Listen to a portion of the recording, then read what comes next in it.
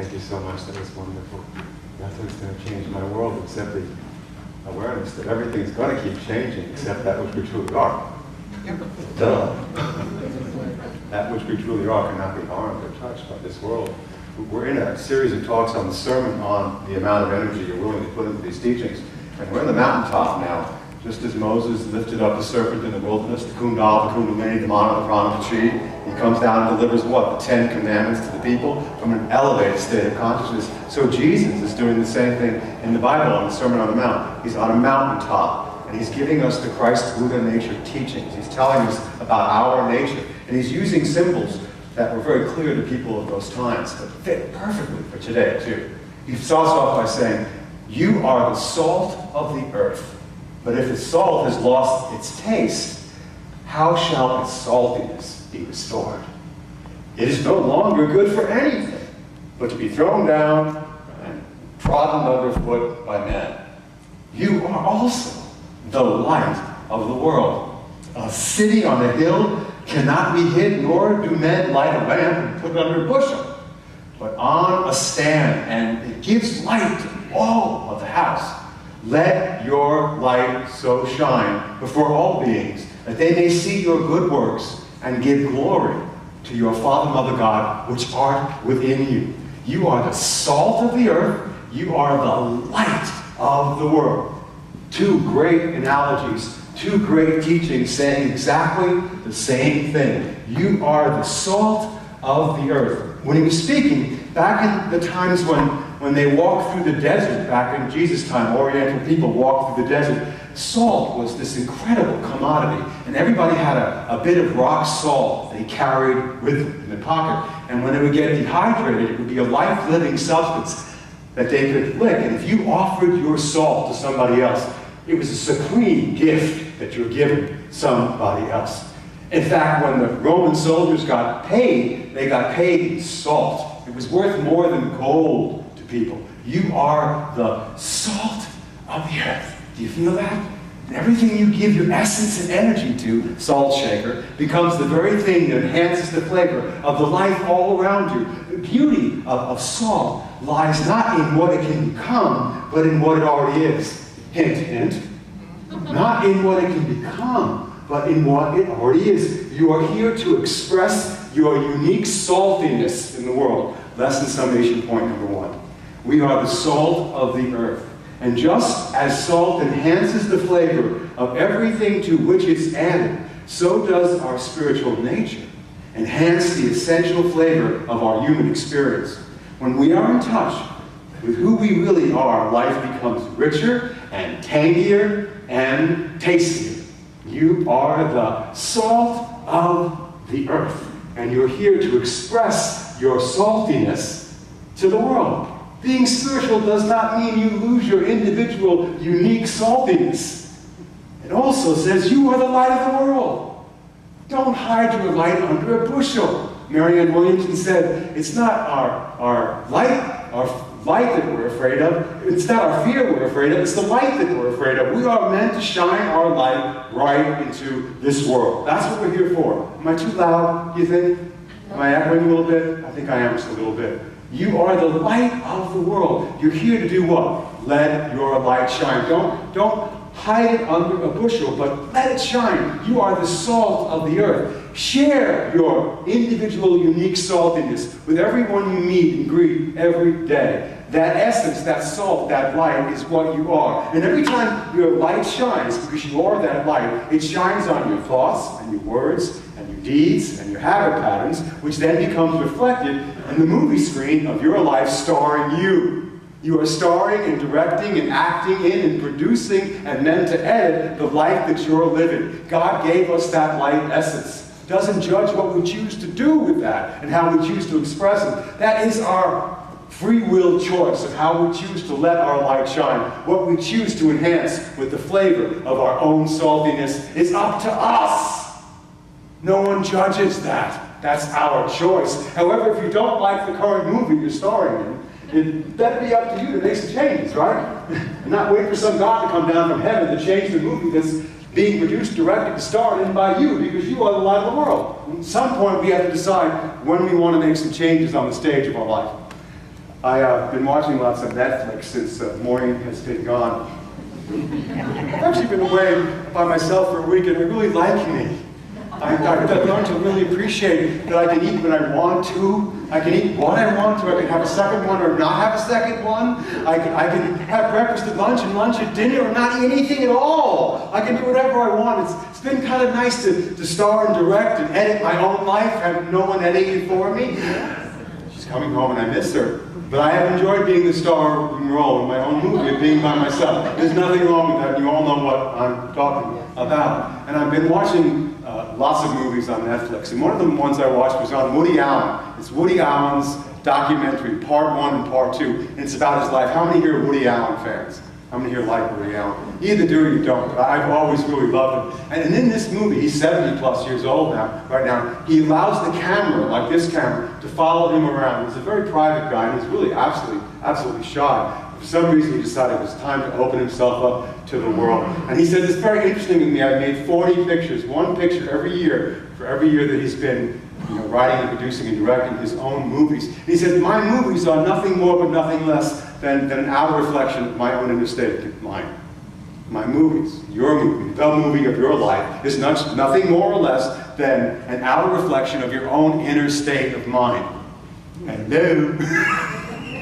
That's your life. This is your life. Start living it. This is the life you are producing, directing, and starring in. And so this particular Woody Allen character, what's so beautiful about him is that he embodies all the things that are wonderful and crazy and weird and quirky about all of us. Life is hard. Life is brutal. Life is old age, sickness, and death, and then you die. And the way he sees it's not so much like the Buddha saw it. It's about, oh my God, then you die. That's the reward that you get. He's constantly trying to find the meaning in his life, as you and I are trying to find the meaning in our own life as well. And he's just a unique being. And they follow the soul trail of the things that he's left behind in the movies that he has produced.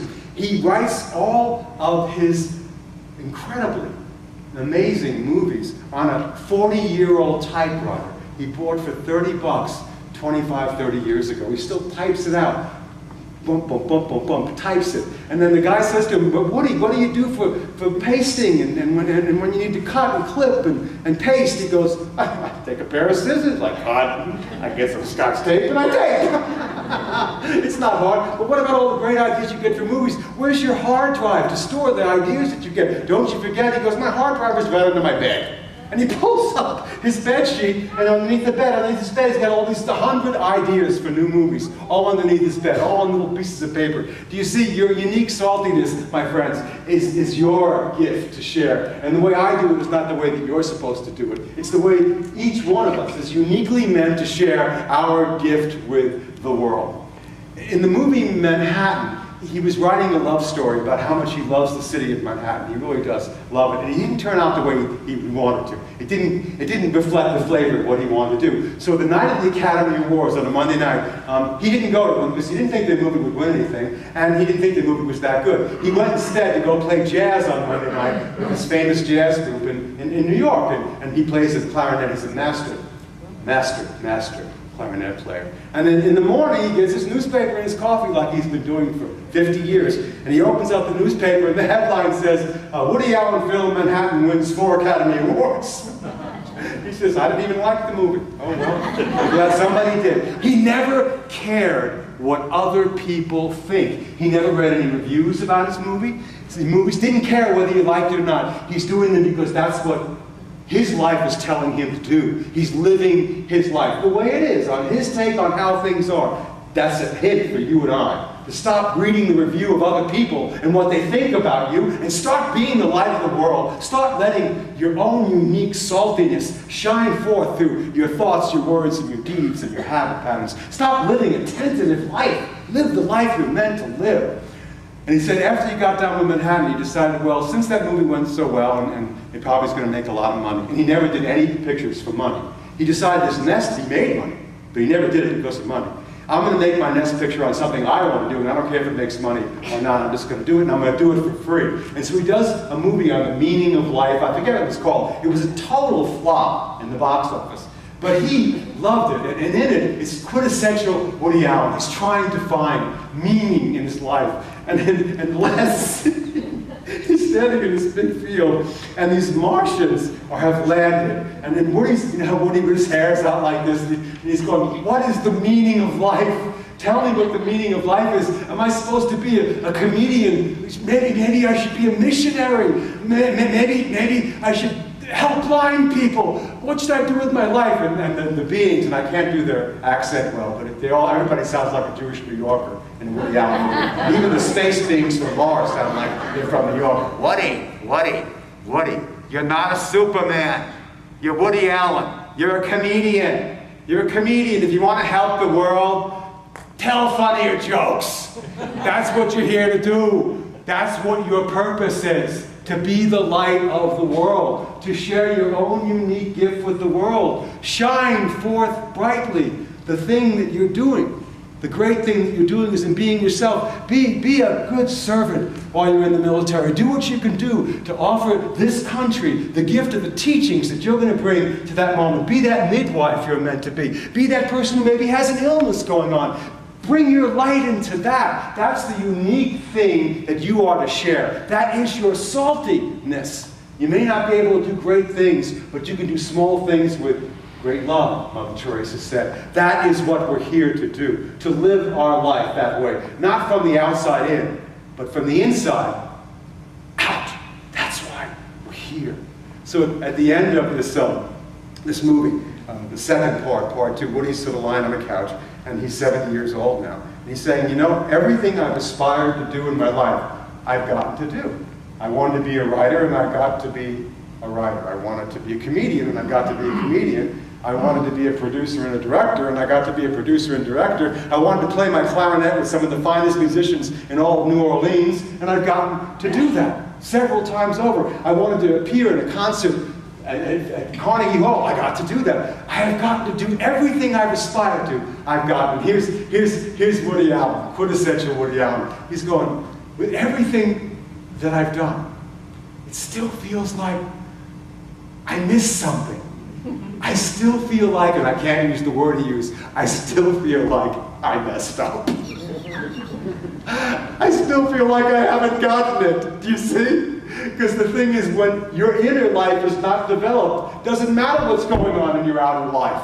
When you don't have a corresponding rich inner life in your relationship with yourself, no matter how much success you achieve in the world, it will not matter. They won't buy enough CDs. There won't be enough airtime unless you're giving yourself that inner time with yourself. How I know this when I'm losing the taste of my life, I start to become dull and bored with what I'm doing. I notice that I'm putting, you ever do this, put more and more salt on food?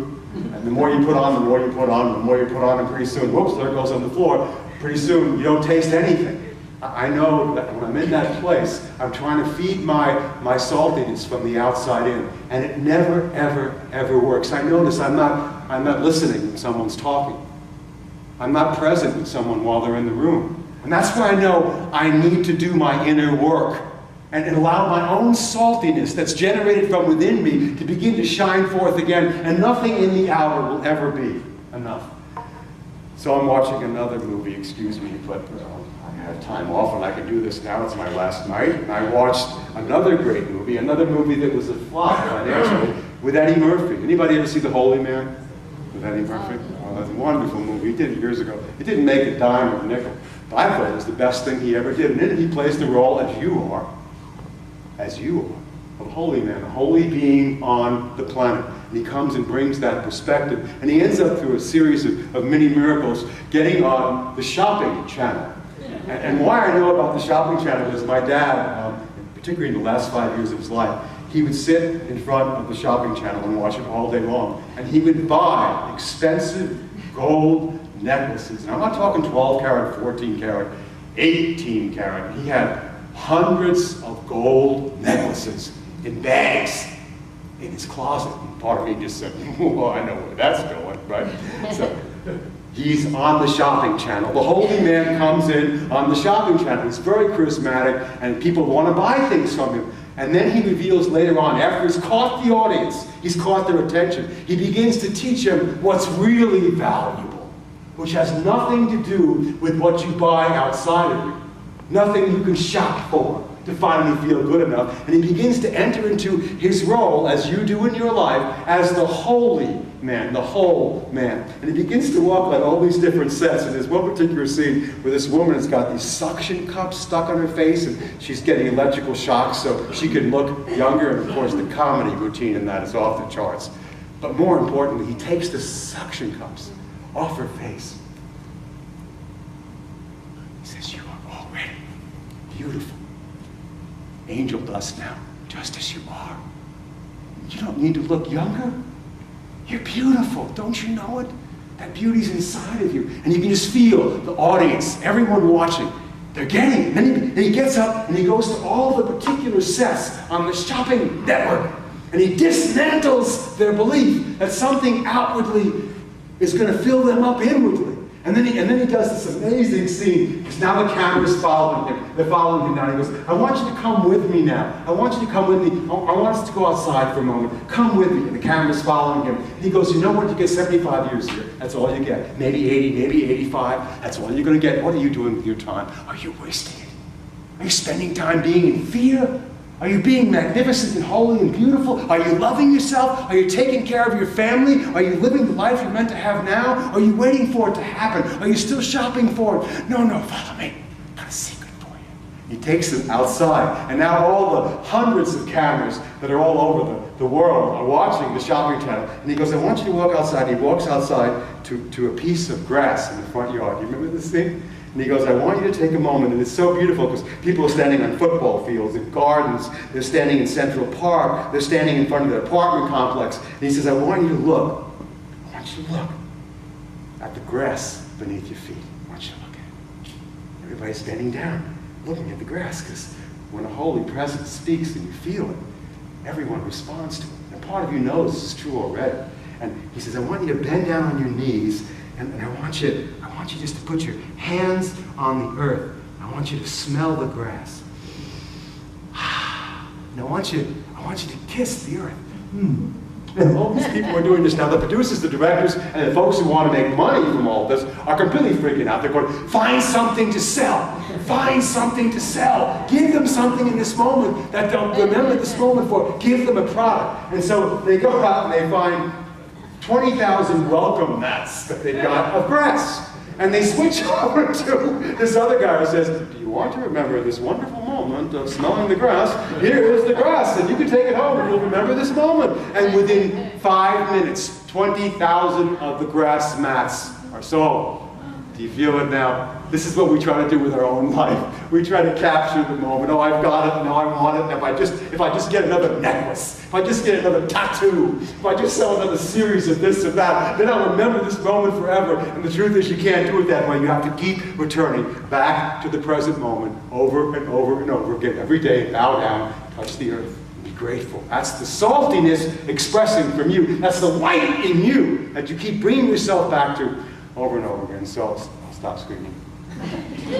It's now about 6 months after my dad has died, and I didn't get anything, oh poor me. And I'm in Mendocino, and I'm hanging out at my house there, and Maureen's working, and the FedEx guy comes to the front door, and he delivers something from my dad's estate. And I open it up, and it's a bag filled with gold necklaces. There's 7 of them there, 7 gold necklaces, 7 chakras. I'm not kidding, it really was 7. And I was just so thrilled. And why I was thrilled was because, for me, my dad gave his love through money, what he could purchase for you. And finally, this was saying to me, even though I got nothing else from the estate, that he loved me. And so I took the 7 necklaces, I put them around my neck, and I went and sat in the hot tub. I just sat there and just felt my dad's love for me. And then Maureen came home. She came home from work. And I said, honey, I'm out here in the hot tub. Please, could you go grab the camera? I want you to take a picture of me. And I wish I could have found the picture. Believe me, I looked for this picture. I could not find it. It was back in the days before JPEGs and things were on computers. But there's this huge grin on my face, and she takes a picture of me, finally collecting my inheritance, my love from my dad. But then she comes over to me and she goes, oh, sweetie, I'm sorry, but this is costume jewelry.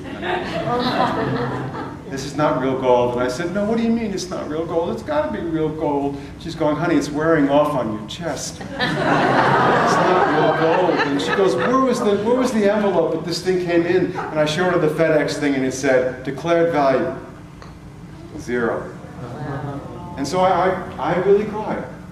I cried tears of sadness and sorrow, but I also cried tears of joy and recognition that once again, my inheritance does not come from something outside of me, but something inside of me. And so I cried, joyful tears, sad tears, and I went outside, and I had my bathing suit on. I went outside, and I found a piece of grass, and I bent down. I put my hands on the grass, and my tears, my salty tears, were pouring forth on the earth, and I kissed the earth in gratitude and gratefulness that which is valuable can never be taken from me nor stolen from me. That which is valuable is the greatest gift that you have, the awareness of your spiritual nature. And for collecting on that inheritance and having the stimulation of my Father to help me remember that again, I bowed and was eternally grateful. Let's take a look at a lesson summation for a moment, and we'll just review some of the things you can practice this week.